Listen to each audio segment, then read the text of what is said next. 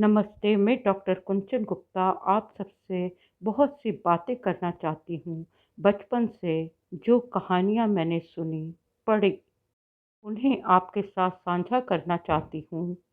हम सबकी स्थिति अलग-अलग है। कुछ लोग सुखों में भी भक्त बन जाते हैं। सभी तीर्थंकर और त्याग करने वाले राज परिवार से थे। उन्होंने अपने सुखों का त्याग किया, राजपाट का त्याग किया और तप कर कर ईश्वर की प्राप्ति की। गौतम बुद्ध, महावीर स्वामी, तीर्थंकर, हजारों ऐसे थे जो राजघराने में पैदा हुए थे, परंतु कुछ गरीब थे, छोटी झोंपड़ी में रहने वाले थे।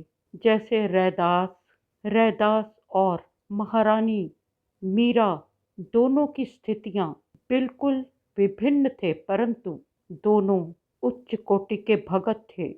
इसी तरह तुकाराम भगत बने क्योंकि उनकी पत्नी बहुत कर्कशा थी और वे पत्नी के प्रेम में लिप्त नहीं हुए और उनका प्रेम भगवान कृष्ण, पांडुरंग, विट्ठल के प्रति हो गया। नरसिंह मेहता की धर्म पत्नी का निधन बहुत जल्दी हो गया था। उसके निधन से उन्हें पुनर्विवाह की इच्छा नहीं हुई और वे संसार की असारता को समझकर भगवान के प्रति आकर्षित हुए और एकनाथ जी की पत्नी और नामदेव जी की सेवादार ज्ञानबाई इतनी अच्छी थीं कि वे समय से पहले पूजा का सारा सामान एकत्र करके रखती थीं और उनकी पूजा में कोई विघ्न ना पड़े, इस बात का बहुत ध्यान रखती थीं।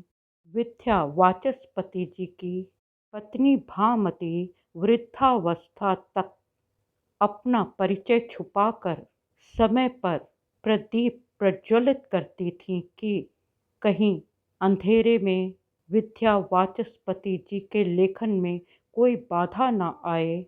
तुलसीदास जी की पत्नी रत्ना उनकी लिखी रामचरितमानस को साथ साथ लिखती गईं, उसकी प्रति संभाल कर रखी और जब शत्रु वर्ग ने तुलसीदास जी की रामचरितमानस चुरा ली और तुलसीदास जी ने देखा कि रामचरितमानस गायब है, तो वे बहुत रोए, परंतु रत्ना ने जो उसकी प्रति बनाई थी उसे तुलसीदास जी को सौंप दिया।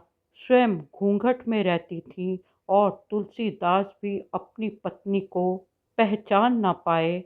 रत्ना उनके खान पान, दैनिक व्यवस्था का पूर्ण ध्यान रखती थीं, तभी ये महान संत और इनकी रचनाएं अमर हो गईं। स्थिति तीनों एक दूसरे से विपरीत होते हुए भी जब ईश्वर की कृपा होती है तो वे स्वयं अपने नाम का स्मरण करवाते हैं और अपने लिए कोई अमर कार्य लेखन करवाते हैं।